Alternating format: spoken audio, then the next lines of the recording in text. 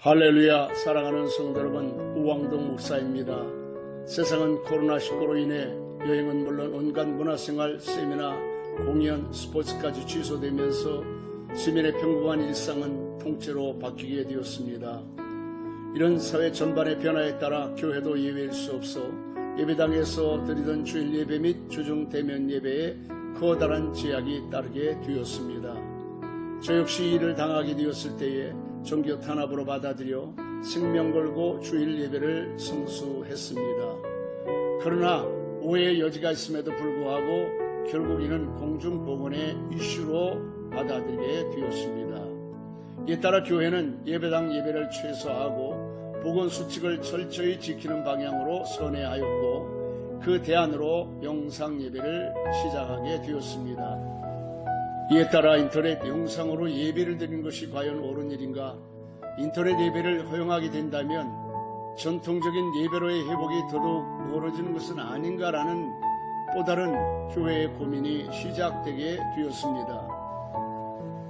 이 문제를 이야기하기 위해서 먼저 인터넷 예배가 성경적인 예배인가를 정리해야겠습니다. 예배란 무엇입니까? 예배는 구원받은 죄인들과 거룩하신 하나님과의 만남입니다.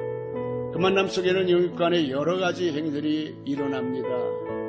영적인 교회는 바로 구원받은 자들의 공동체이고 예배당에서는 그들이 만나 예배, 교육, 친교, 봉사, 전도 등의 거룩한 행위가 이루어집니다.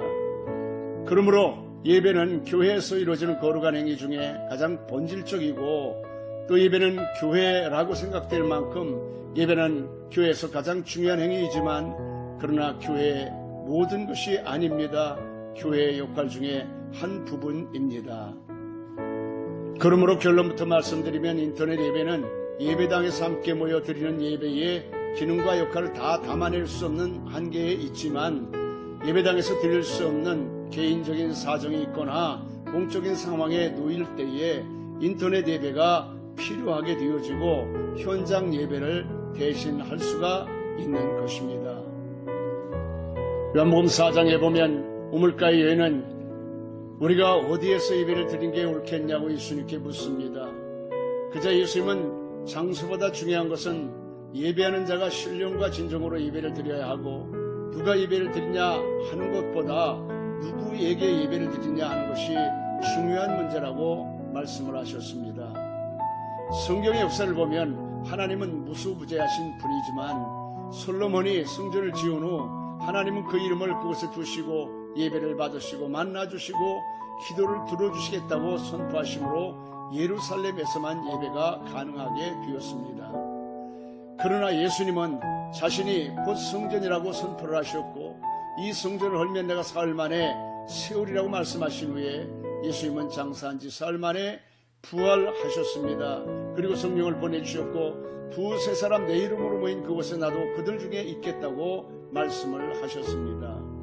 현재 예배당의 기원은 AD 313년 밀라노 칙령 이후에 각 지역에서 성들이 함께 모여 예배를 드리기 위하여 건축하며 시작되었다고 볼 수 있습니다. 그러므로 현재 예배당은 엄밀한 의미에서 템플의 개념이 아니라 포르기 시절 성전을 그리워하던 디아스포라 유대인들이 함께 모여 말씀 듣고 기도하고 교제하던 시나고그의 개념에 해당한다고 볼 수 있습니다.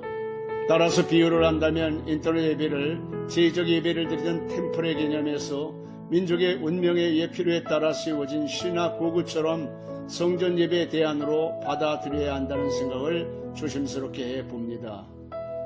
그러나 수많은 교회에서 인터넷 예배를 시작하였고 성도들이 예배당에 함께하지 못해 인터넷 예배에 참여했지만 끝까지 진지하게 참여하지 못하는 분들이 많다는 통계를 보았습니다.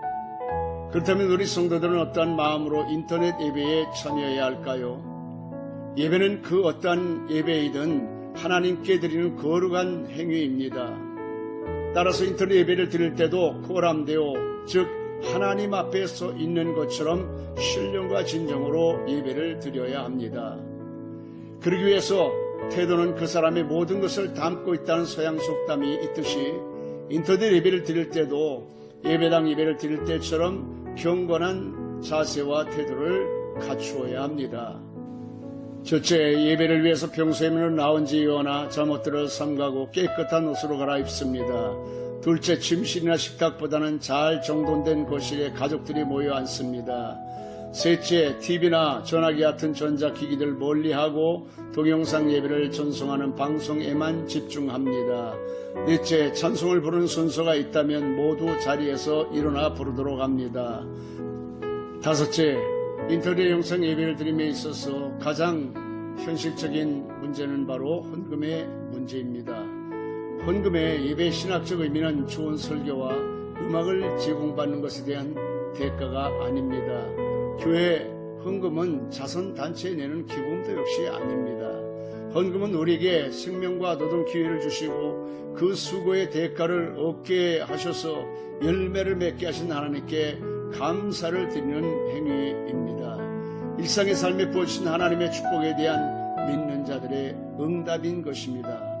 일상의 축복에 대한 우리의 신앙 고백으로서의 헌금은 예배당에서 드린 예배이든 인터넷으로 드린 예배이든 그 어떤 형태의 예배를 떠나서 성도는 꼭 드려야 합니다.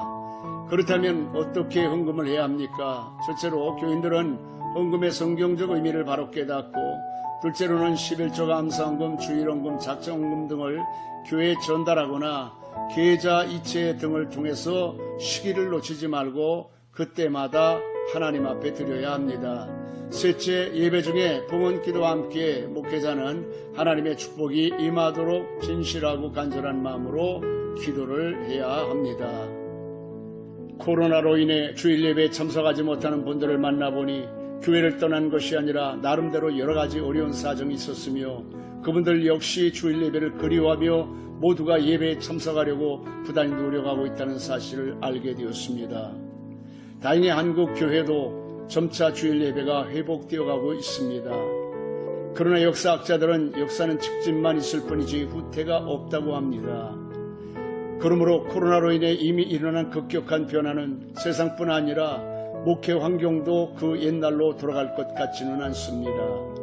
따라서 우리 성도들의 신앙과 그들의 영적인 인격을 믿고 예배당에 나오기를 기다리면서 온라인 예배와 콘텐츠 제공을 하며 피드백을 통해 신앙 성장을 도와주고 공동체의 일원으로 유대감을 갖도록 해야 하겠습니다. 그리고 교회는 외향적인 것들을 최대한 줄이는 다운사이징을 하고 알곡을 추수하는 방향으로 목회 전략을 세워나가야 하겠습니다.